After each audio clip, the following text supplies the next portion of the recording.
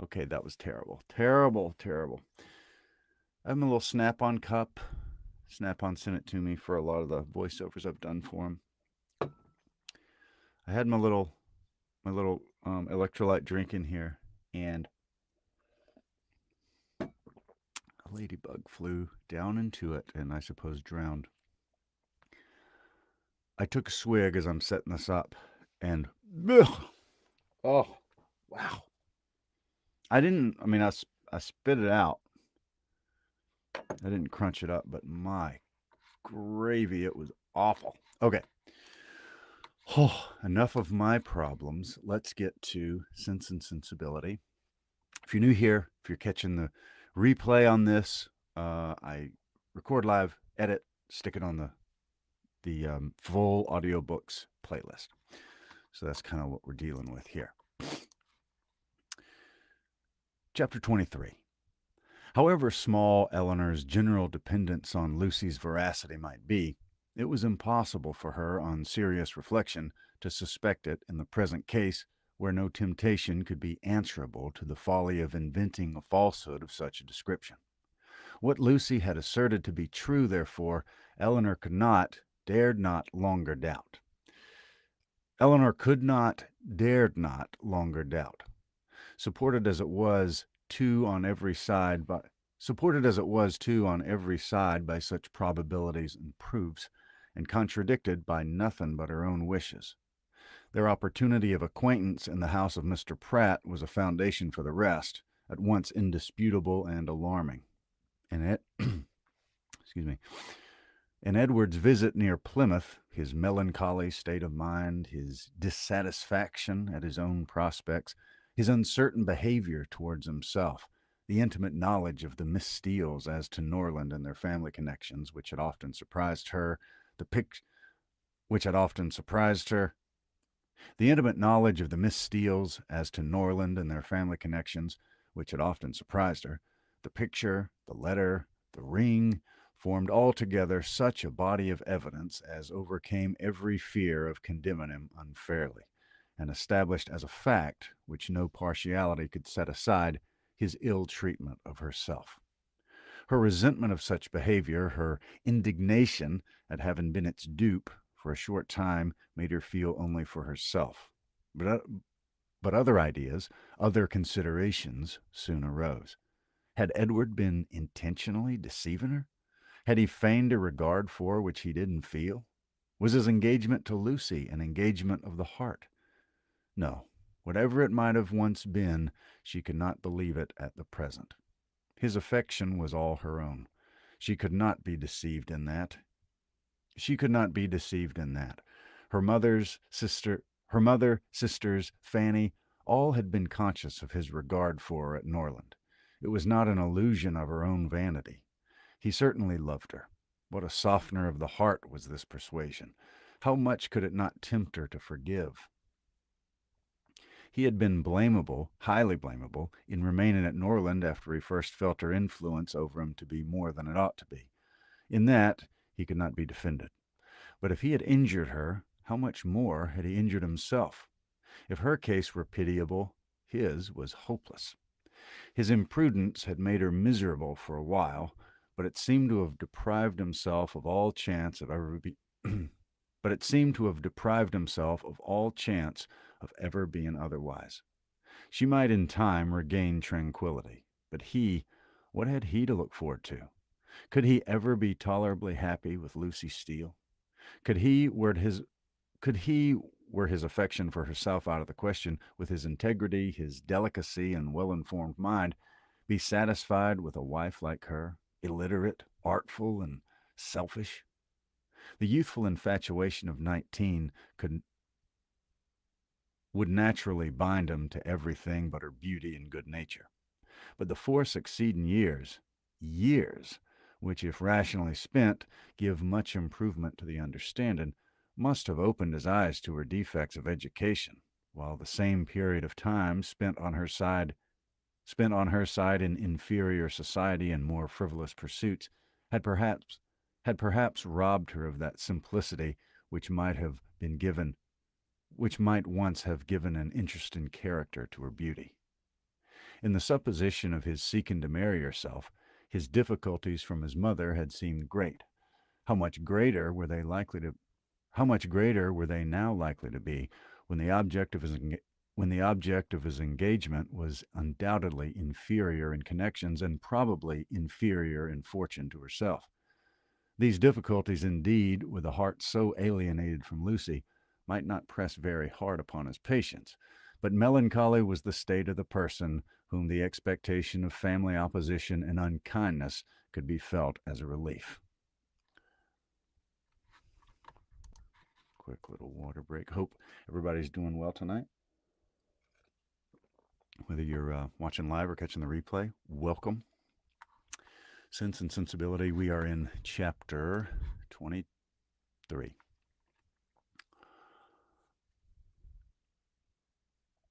Yeah, 23. Okay. As these considerations occurred to her in painful succession, she wept for him more than herself. She wept for him more than for herself. Supported by the conviction of having done nothing to merit her present unhappiness, and consoled by the belief that Edward had done nothing to forfeit her esteem, she thought she could even now, under the first smart of the heavy blow, command herself enough to guard every suspicion of the truth from her mother and sisters. And so well was she able to answer her own expectations that when she joined him at dinner only 2 hours after she had suffered the extinction of all her dearest hopes, no one would have supposed from the appearance of the sisters that Eleanor was mourning in secret over obstacles which must divide her forever from the object of her love, and that Marianne was internally dwelling on the perfections of a man of whose whole heart she felt thoroughly possessed, and whom she expected to see in every carriage which drove near their house. The necessity of concealing from her mother and Marianne what had been entrusted in confidence to herself, though it obliged her to unceasing exertion, was no aggravation of Eleanor's distress. On the contrary, it was a relief to her to be spared the communication of what would give such affliction to him, and to be saved likewise from hearing that condemnation of Edward, which would probably flow from the excess of their partial affection for herself, and which was more than she felt equal to support. From their counsel, or their conversation, she knew she could receive no assistance. Their tenderness and sorrow must add to her distress, while her self-command would neither receive encouragement from their example nor from their praise. She was stronger alone, and her own good sense so well supported her that her firmness was as unshaken, her appearance of cheerfulness as invariable, as with regrets so poignant and so fresh it was possible for him to be. Much as she had suffered from her first conversation with Lucy on the subject, she soon felt an earnest wish of renewing it, and this for more reasons than one. She wanted to hear many particulars of their engagement repeated again. She wanted more clearly to understand what Lucy really felt for Edward, whether there were any sincerity in her declaration of tender regard for him, and she particularly wanted to convince Lucy, by her readiness to enter on the matter again, and her calmness in conversing on it, that she was no otherwise interested in it than as a friend, which she very much feared in her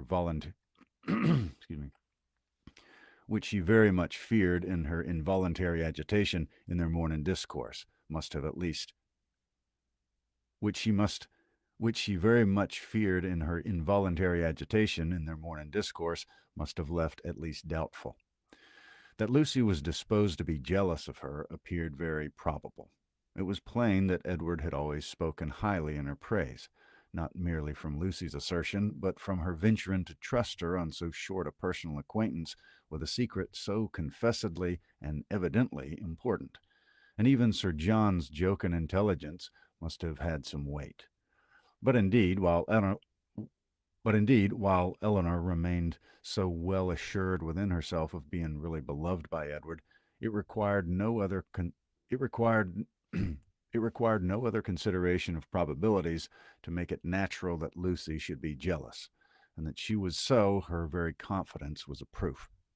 What other reason for the disclosure of the affair could there be, but that Eleanor might be informed by it of Lucy's superior claims on Edward, and be taught to avoid him in the future?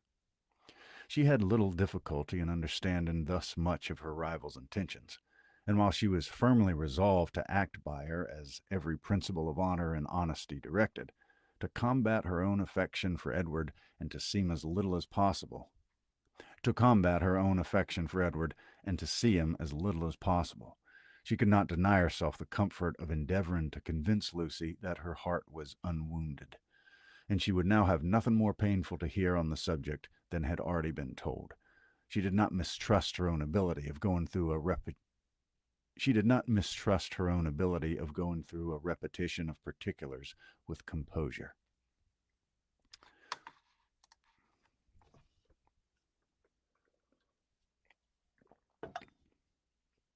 If you're enjoying this, I hope you'll hit subscribe if you're not already, and maybe hit that like button. That always brings other people in. It attracts them like moths to one of those mosquitoes to one of those little electrical fly zappers. So I would appreciate it if you did that. But you do what you want. I'm just glad you're here. Okay.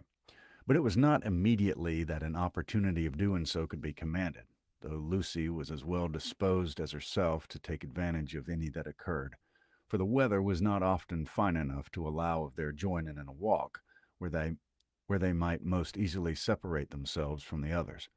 And though they were met at least every other evening, either at the park or cottage, and chiefly at the former, they could not be supposed to meet for the sake of conversation. Such a thought would never enter either Sir John or Lady Middleton's head, and therefore very little leisure was ever given for a general chat, and none at all for a particular discourse. They met for the sake of eating, drinking, and laughing together, playing at cards or consequences, or any other game that was sufficiently noisy. One or two meetings of this kind had taken place without affording Eleanor any chance of engaging Lucy in private, when Sir John called at the cottage one morning to beg in the name of charity that they would all dine with Lady Middleton that day, as he was obliged to attend the club at Exeter, and she would otherwise be quite alone, except her mother and the two Miss Steeles. Eleanor, who foresaw a fairer opening for the point she had in view in such a party as this was likely to be, more at liberty among themselves under the tranquil and well-bred direction of Lady Middleton than when her husband united them together in one noisy purpose, immediately accepted the invitation. Margaret, with her mother's permission, was equally compliant, and Marianne, though always unwilling to join any of their parties, was persuaded by their mother, who could not bear to have her secluded herself from any chance of amusement, to go likewise. The young ladies went, and Lady Middleton was happily preserved from the frightful solitude which had threatened her. The insipidity of the meeting was exactly such as Eleanor had expected. It produced not one novelty of thought or expression, and nothing could be less interesting than the whole of their conversation, discourse, both in the dining parlor and drawing room. To the latter the children accompanied them, and while they remained there she was too well convinced of the impossibility of engaging Lucy's attention to attempt it. They quitted it only with the removal of the tea things. The card table was then placed, and Eleanor began to wonder at herself for having ever entertained a hope of finding time for conversation at the park. They all rose up in preparation for a round game. "I'm glad," said Lady Middleton to Lucy, "you're not going to finish poor little Anna Maria's basket this evening, for I'm sure it must hurt your eyes to work filigree by candlelight, and we will make the little dear love some amends for her disappointment tomorrow, and then I hope she'll not much mind it." This hint was enough. Lucy recollected herself instantly and replied, "Indeed, you are very much mistaken, Lady Middleton. I'm only waiting to know whether you can make your party without me, or I should have been at I'm only waiting to know whether you can make your party without me, or I should have already been at my filigree already. I would not disappoint the little angel for all the world. And if you want me at the card table now, I'm resolved to finish the basket after supper." "Very good. I hope you won't hurt your eyes. Will you ring the bell for some working candles? My poor little girl would be sadly disappointed, I know, if the basket was not finished tomorrow, for though I told her it certainly would not, I am sure she depends upon having it done." Lucy directly drew her work table nearer and reseated herself with an alacrity and cheerfulness which seemed to infer that she could taste no greater delight than in making a filigree basket for a spoilt child. Lady Middleton proposed a rubber of casino to the others. No one made any objection but Mary Ann, who, with her usual inattention to the forms of general civility, exclaimed, "Your ladyship will have the goodness to excuse me. You know I detest cards. I shall go to the pianoforte. I've not touched it since it was tuned." And without further ceremony, she turned away and walked to the instrument. Lady Middleton looked as if she thanked heaven that she had never made so rude a speech. Mary Ann can never keep long from that instrument, you know, ma'am," said Eleanor, endeavoring to smooth away the offense. "And I do not wonder much at it, for it's the very best toned pianoforte I ever heard." The remaining 5 were now to draw their cards. "Perhaps," continued Eleanor, if we should happen to cut out, I may be of some use to Miss Lucy Steele in rolling her papers for. And there's so much still to be done to the basket that it must be impossible, I think, for her labor singly to finish it this evening, and I should like the work exceedingly if she would allow me to share in it." "Indeed, I shall be very much obliged for your help," cried Lucy, "for I find there's more to be done to it than I thought there was, and it would be a shocking thing to disappoint dear Anna Maria after all." "Oh, that would be terrible indeed," said Miss Steele. "Dear little soul, how I do love her." "You are very kind," said Lady Middleton to Eleanor, "and as you really like the work, perhaps you'll be as well pleased not to cut in till another rubber, or will you take your chance now?" Eleanor joyfully profited by the first of these proposals, and thus by a little of that address which Mary Ann could never condescend to practice, gained her own end, and pleased Lady Middleton at the same time.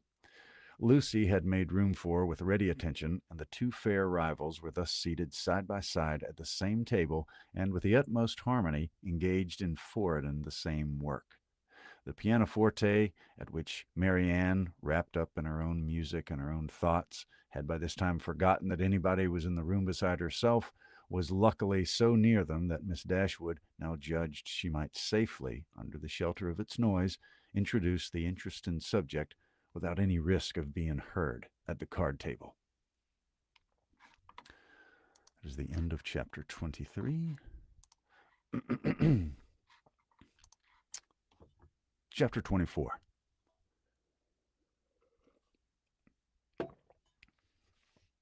In a firm, though cautious tone, Eleanor thus began. "I should be undeserving of the confidence you've honored me with if I felt no desire for its continuance or no farther curiosity on its subject. I'll not apologize, therefore, for bringing it forward again." "Thank you," cried Lucy warmly, "for breaking the ice. You have set my heart at ease by it, for I was somehow or other afraid I'd offended you by what I told you that Monday." "Offended me? How could you suppose so?" Believe me," said Eleanor. "Believe me," and Eleanor spoke it with the truest sincerity, "nothing could be farther from my intention than to give you such an idea. Could you have a motive for the trust that was not honorable and flattering to me?" "And yet I do assure you," replied Lucy, her little sharp eyes full of meaning, "that there seemed to be a coldness and displeasure in your manner that made me quite uncomfortable. I felt sure that you was angry with me, and had been quarreling with myself ever since, and having took such a liberty as to trouble you with my affairs. But I'm very glad to find it was only my fancy, and that you really do not blame me. If you knew what a consolation it was to me to relieve my heart speaking to you of what I'm always thinking of every moment of my life, your compassion would make you overlook everything else, I'm sure. Indeed, I can easily believe that it was a very great relief to you to acknowledge your situation to me, and to be assured that you shall never have reason to repent it. Your case is a very unfortunate one. You seem to me to be surrounded with difficulties, and you'll have need of all your mutual affection to support you under 'em. Mr. Ferris, I believe, is entirely dependent on his mother. He has only £2,000 of his own. It would be madness to marry upon that, though for my own part I could give up every prospect of more without a sigh. I've been always used to a very small income and could struggle with any poverty for him. But I love him too well to be the selfish means of robbing him, perhaps, of all that his mother might give him if he married to please her. We must wait. It must be for many years. With almost every other man in the world, it would be an alarming prospect. But Edward's affection and constancy, nothing can deprive me of, I know. That conviction must be everything to you, and he's undoubtedly supported by the same trust in yours. If the strength of your reciprocal attachment has failed, as between many people and under many circumstances, it naturally would it naturally would during a 4 years engagement. Your situation and under many circumstances it naturally would during a 4 years engagement. Your situation would have been pitiable indeed. Lucy Lucy here looked up, but Eleanor was careful in guarding her countenance from every expression that could give her words a suspicious tendency. Edward's love for me, said Lucy, has been pretty well put to the test by our long, very long absence since we were first engaged, and it has stood the trial so well that I should be unpardonable to doubt it now. I can safely say that he has never gave me one moment's alarm on that account from the first. Eleanor hardly knew whether to smile or sigh at this assertion. Lucy went on. I am rather jealous of a I am of I am rather of a jealous temper too by nature, and from our different situations in life, from his being so much more in the world than me, and our continual separation, I was enough inclined for suspicion to have found out the truth in an instant. If there had been the slightest alteration in his behavior to me when we met, or any lowness of spirits that I could not account for, or if he had talked more of one lady than another, or seemed to respect any less happy at Longstaple than he used to be, or seemed to respect less, or seemed in any less, or seemed in any respect less happy at Longstaple than he used to be. I don't know I don't mean to say that I'm particularly observant or quick-sighted in general, but in such a case I'm sure I could not be deceived. All this, thought Eleanor, is pretty simple, but it can impose upon neither of us. But what, she said after a short silence, are your views? Or have you none but that of waiting for Mr. Ferris's death, which is a melancholy and shocking extremity? Is her son determined to submit to this and to all the tediousness of the many years of suspense in which it may involve you, rather than run the risk of her displeasure for a while by owning the truth? If we could be certain that it would only be for a while, Mr. But Mrs. Ferris is a very headstrong, proud woman, and in her first fit of anger, and in her first fit of anger upon hearing it, it would very likely secure everything to Robert, and the idea that, for Edward's sake, frightens away all my inclination for hasty measures. And for your own sake, too, or are you carrying your disinterestedness beyond reason? Lucy looked at Eleanor again and was silent. Do you know Mr. Robert Ferris? Asked Eleanor. Not at all. I never saw him. But I fancy he is very unlike his brother. Silly and a great coxcomb. A great coxcomb? Repeated Miss Steele, whose ear had caught those words by a sudden pause in Marianne's music. Oh, they're talking of their favorite beau, I dare say. No, sister, cried Lucy, you're mistaken there. Our favorite beaux are not great coxcombs. Are not great coxcombs.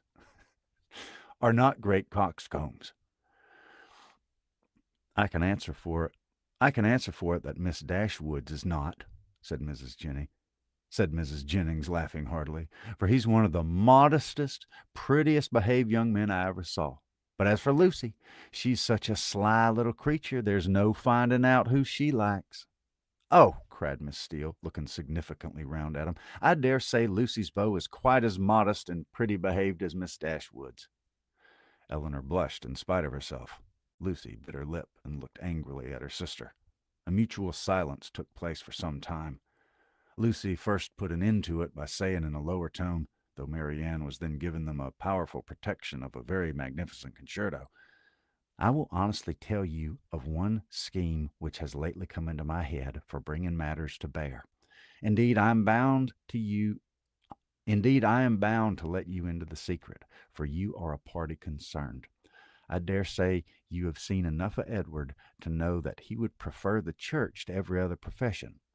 Now, my plan is that he should take orders as soon as he can, and then, through your interest, which I'm sure you would be kind enough to use out of friendship for him, and I hope out of some regard to me, your brother might be persuaded to give him Norland living.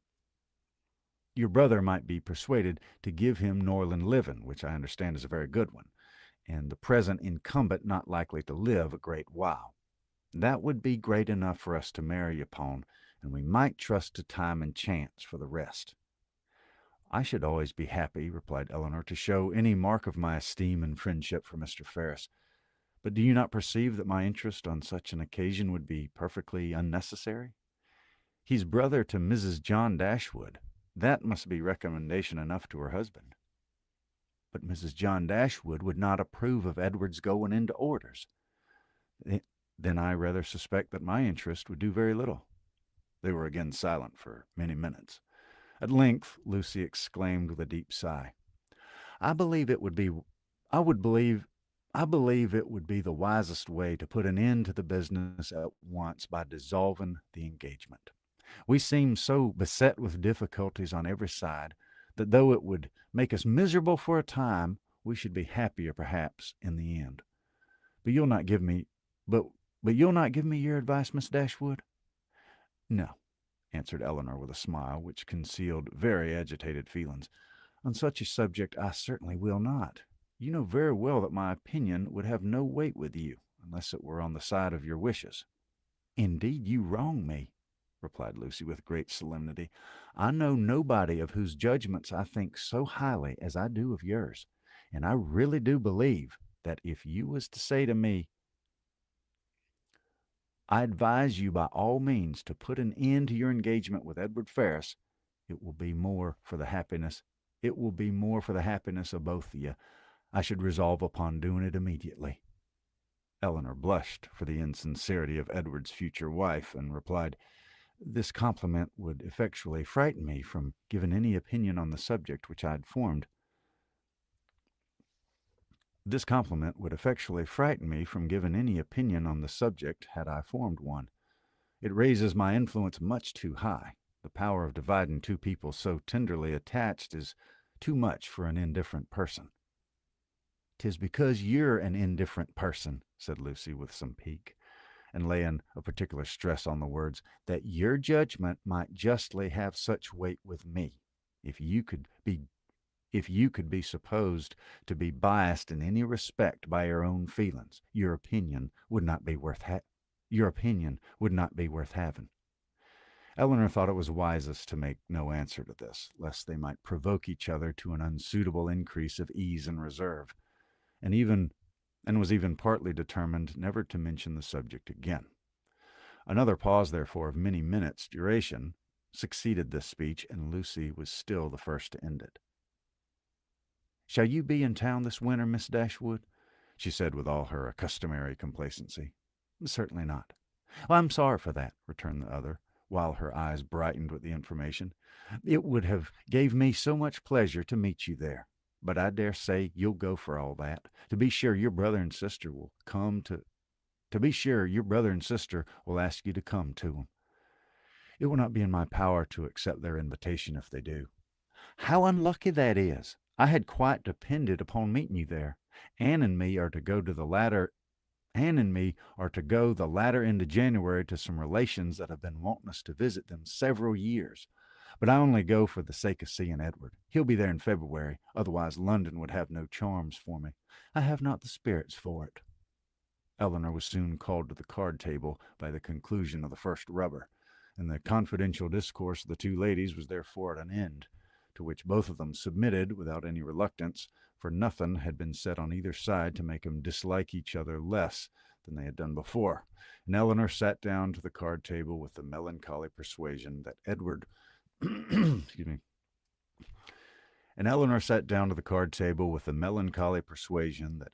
was not only without affection for the person who was to be his wife, but that he had not even the chance of being tolerably happy in marriage, with which sincere affection on her side would have given, for self-interest alone could induce a woman to keep a man to an engagement, of which she seemed so thoroughly aware that he was weary. From this time, the subject was never revived by Eleanor, and when entered on by Lucy, who seldom missed an opportunity of introducing it, and was particularly careful to inform her confidant of her happiness whenever she received a letter from Edward, it was treated by the former with calmness and caution, and dismissed as soon as civility would allow, for she felt such conversations to be an indulgence which Lucy did not deserve, and which were dangerous to herself.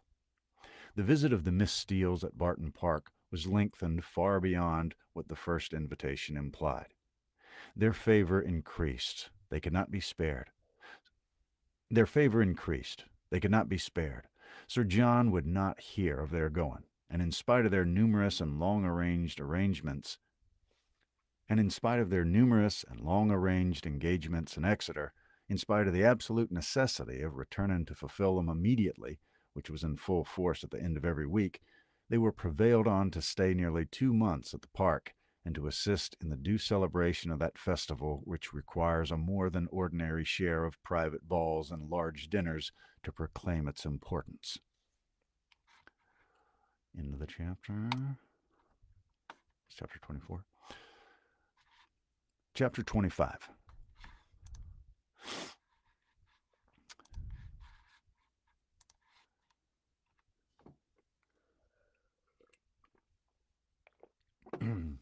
If you're watching live or catching the replay, welcome.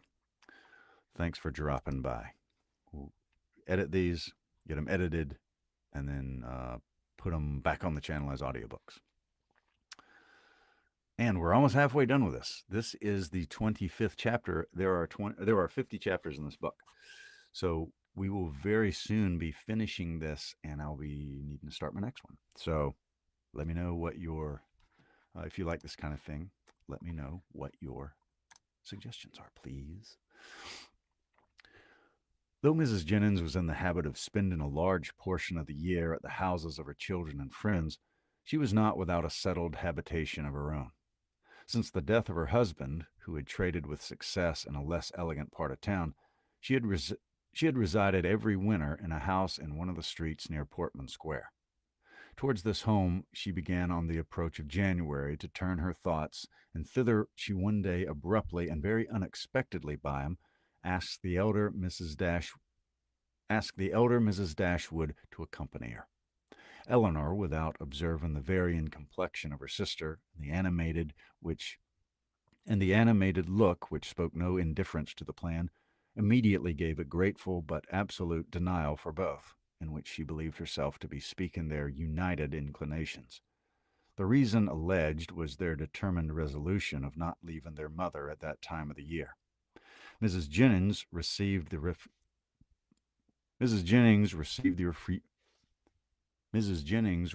refusal with some surprise, and repeated her invitation immediately. "Oh, Lord, I'm sure your mother can spare you very well, and I do beg you'll favor me with your company, for I've quite set my heart upon it. Don't fancy that you'll be any inconvenience to me, for I shan't put myself out at all out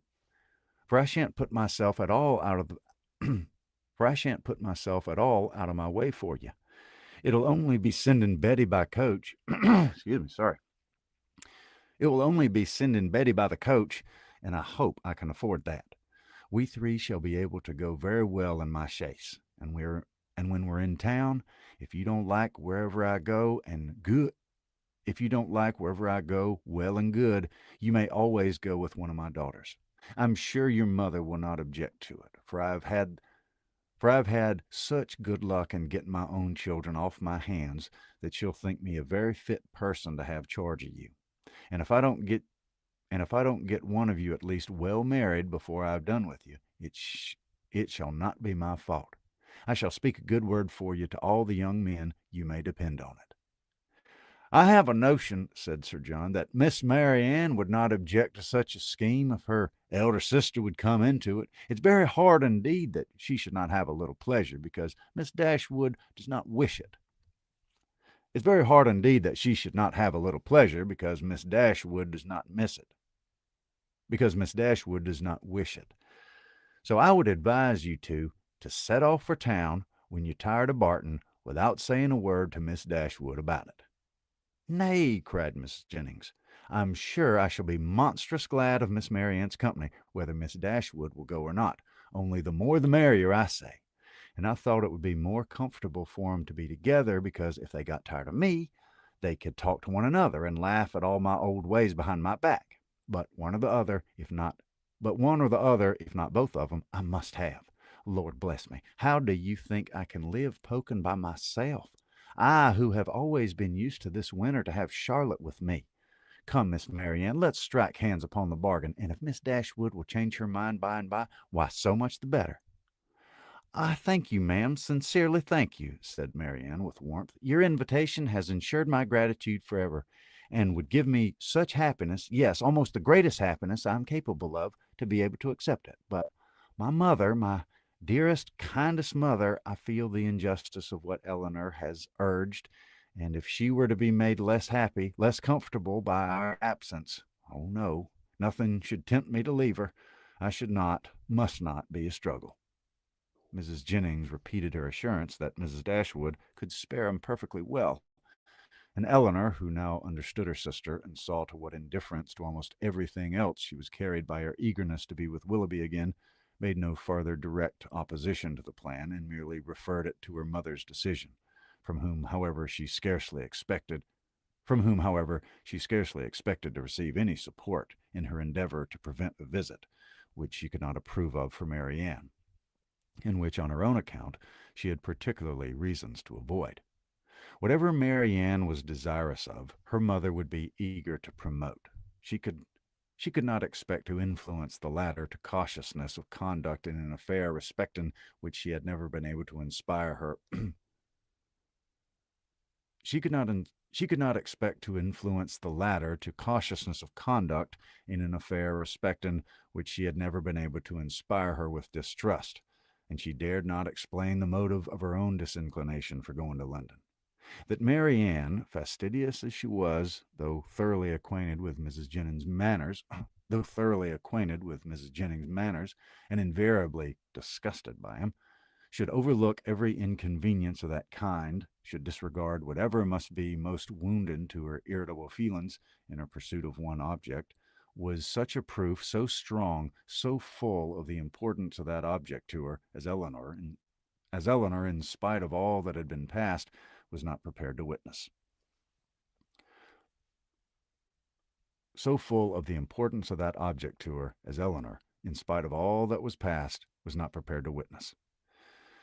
On being informed of the invitation, Mrs. Dashwood, persuaded that such an excursion would be productive of much amusement to both her daughters, and perceiving through all her affectionate attention to herself how much the heart of Marianne was in it, would not hear of their declining the offer upon her account, insisted on both their accepting it directly, and then began to foresee with her usual cheerfulness a variety of advantages that would accrue them all from this separation.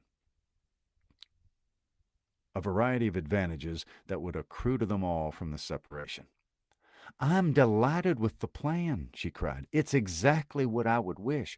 Margaret and I will be as much benefited by it as yourselves. When you and the Middletons are gone, we shall go on so quietly and happily together with our books and our music. You'll find Margaret so improved when you come back again. I have a little plan of alteration for your bedrooms, too, which may now be performed without any inconvenience to anyone. It's very right that you should go to town. I should have every young woman of your condition in life acquainted with the manners and amusements of London. You'll be under the care of a motherly, good sort of woman of whose kindness to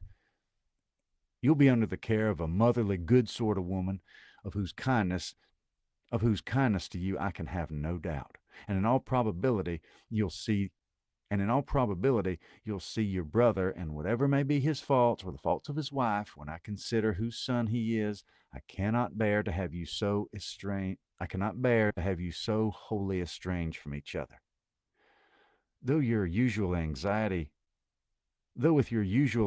for our happiness," said Eleanor, "you've been obviating every impediment to the present scheme which occurred to you, Though with your usual anxiety for our happiness, said Eleanor, you've been obviating every impediment to the present scheme which occurred to you, there's still one objection which, in my opinion, cannot be so easily removed. Marianne's countenance sunk. And what, said Mrs. Dashwood, is my dear prudent Eleanor going to suggest? What formidable obstacle is she now to bring forward? Do let me hear a word about the expense of it. My objection is this. Though I think very well of Mrs. Jennings' heart, she is not the woman whose society can afford us pleasure or whose protection will give us consequence. That is very true, replied her mother. But of her society, separately from that of other people, you'll scarcely have anything at all, and you'll almost always appear in public with Lady Middleton. If Eleanor is frightened away by her dislike of Mrs. Jennings, said Marianne, at least it need not prevent my accepting her invitation. I have no such scruples, and I'm sure I could put up with every unpleasantness of that kind with very little effort. Eleanor could not help smiling at this display of indifference toward the manners of a person to whom she had often had difficulty in persuading Marianne to behave with tolerable politeness, and resolved within herself that if her sister persisted in going, she would go likewise. And she didn't think it proper that Marianne should be left to the sole guidance of her own judgment, or that Mrs. Jennings should be abandoned to the mercy of Marianne for all the comfort of her domestic hours. To this determination she was the more easily reconciled by recollecting that Edward Ferrars, by Lucy's account, was not to be in town before February, and that their visit, without any unreasonable abridgment, might be previously finished. Almost done.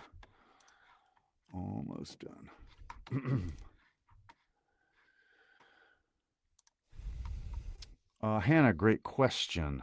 I'm not sure.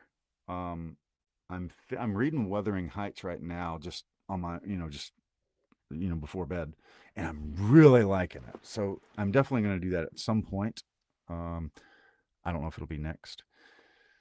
The I'm thinking of Northanger Abbey. I know a lot of people had asked about that, but also, I mean, it's not. I don't just do, you know, Regency romances. I've done uh, Jack London, which is about the most cold and you know um, visceral type of writing there is, I suppose. I like all of it. So I don't know if you have any suggestions. Let me know. North and South by Elizabeth Gaskell is another one that I'm considering. I've never read it. I loved the miniseries with um, what do you call it? Who is the main guy? Who's the main actor? He played Thorin Oakenshield in The Hobbit. Richard Armitage. He was amazing. Sleepy Hollow. That's a good one, and that's short too. Like that's a short story. So that's definitely one that we could. That's definitely one we could do for sure. Because I've meant to do that, and I've never done that one. I have done Rip Van Winkle. I did it years ago. Um, I mean, I probably did that 2018 maybe, but that's the only Washington Irving one that I've done.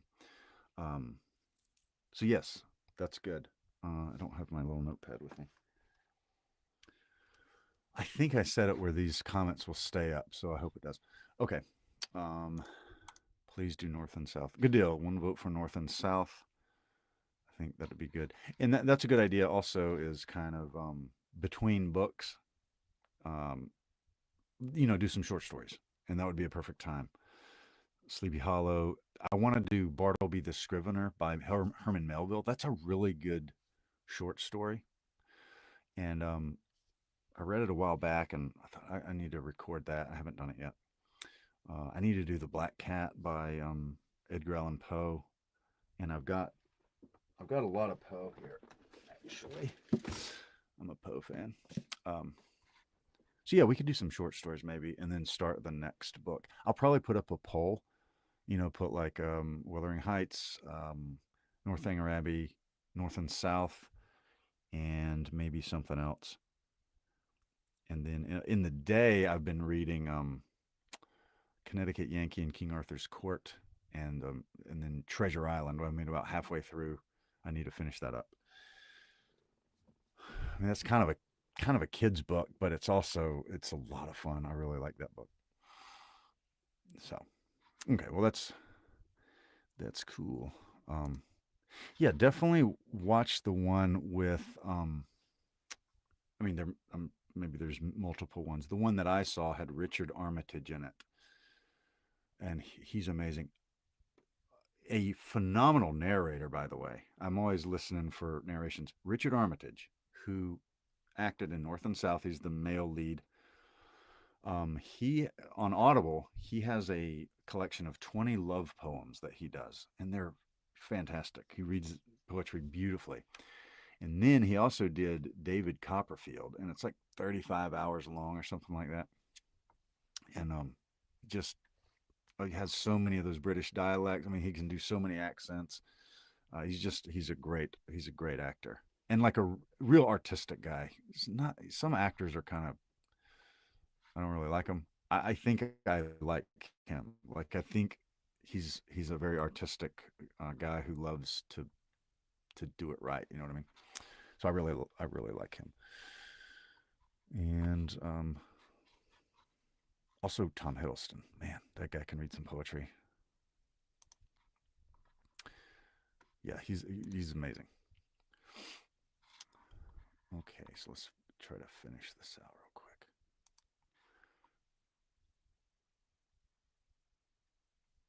All right. Okay.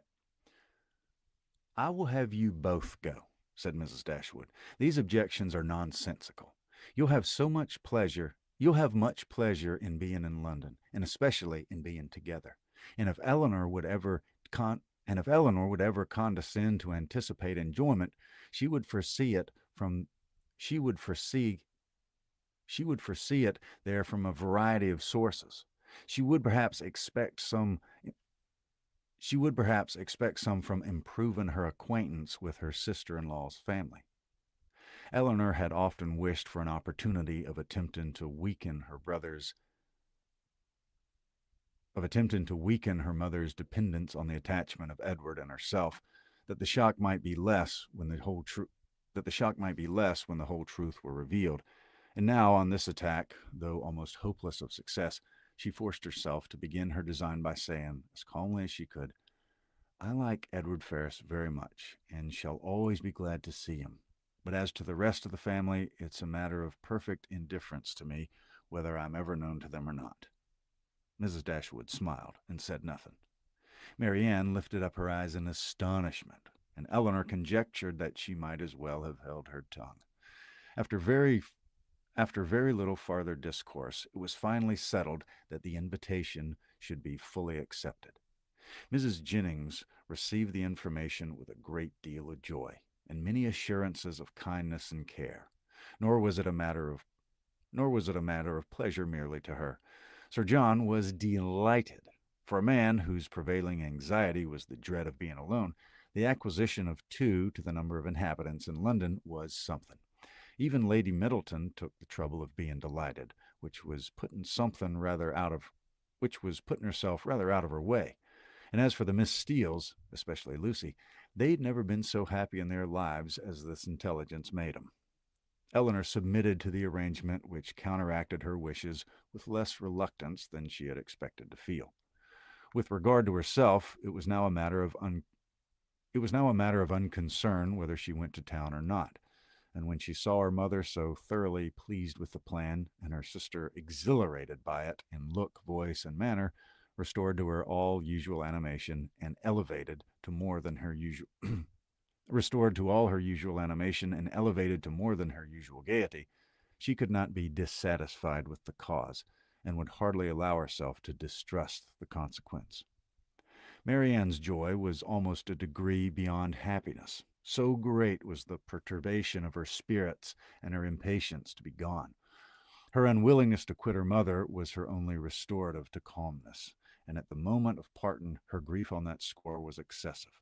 Her mother's affliction was hardly less, and Eleanor was the only one of the three who seemed to consider the separation as anything short of eternal.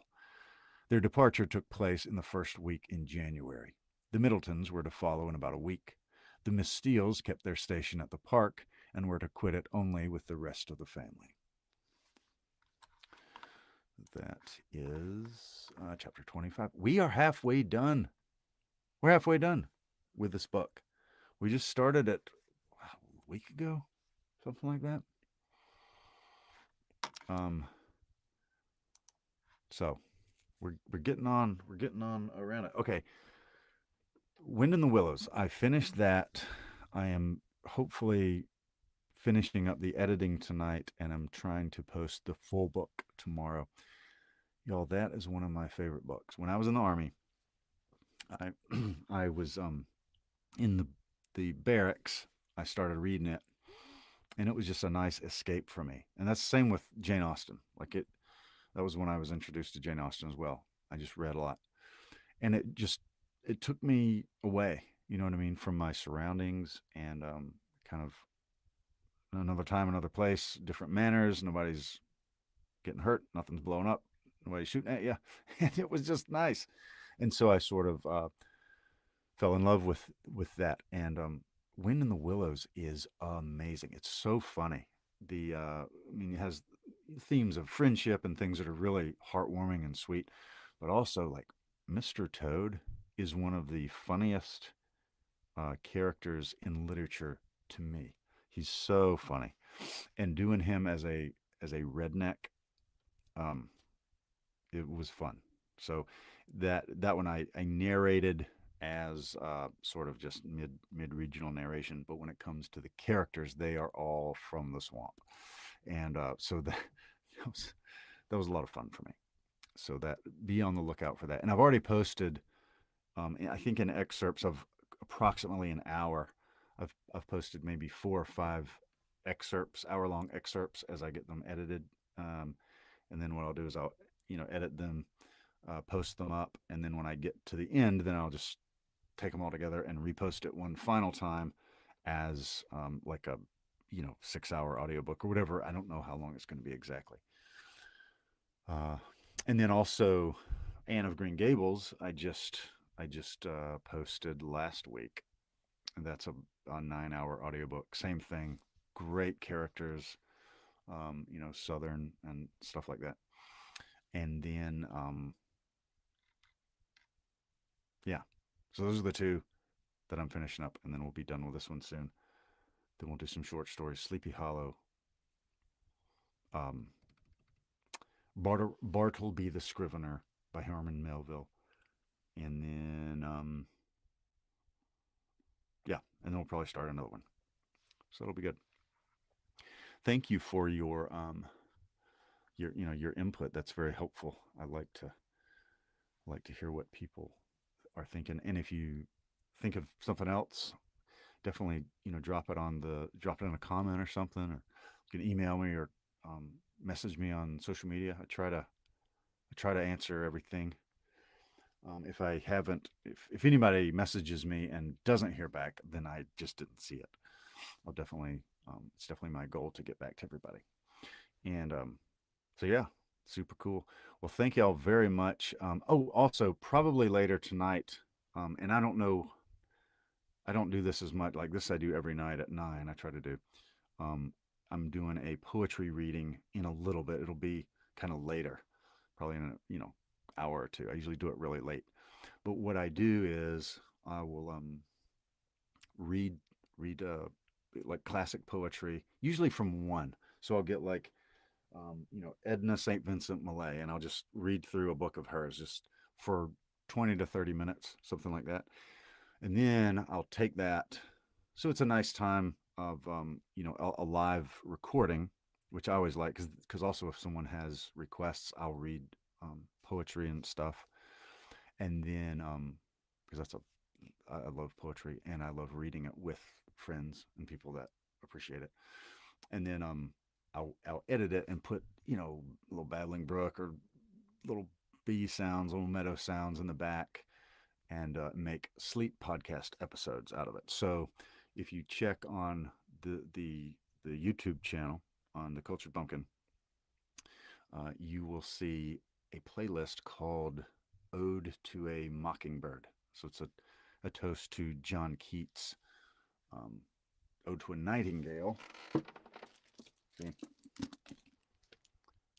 Poems by John Keats. One of my a dear friend of mine who is a audiobook narrator found that in a used bookstore in California and sent it to me. It's a very nice one. And yeah, so then I make them into sleep podcasts and then post them. So if you like sort of relaxing stuff, even leveling down below what we do here, check that out, because I like classic literature and I like listening to somebody that's, the energy's down. It gets you nice and chill. And so, anywho, thank you very much for watching, for hanging out, for your interactions, and I will see you. I don't know. My little brother's getting married this weekend. Tomorrow night is rehearsal. It's not supposed to be very late, so I'm not expecting to do it the next 2 nights, but I'm not positive. We'll just have to see. And he's getting married early in the day on Saturday, so we'll just see. I'm not going to plan on it, but I may pop in on one or both nights, and then Sunday night get back in the groove of the 9 Central reading time.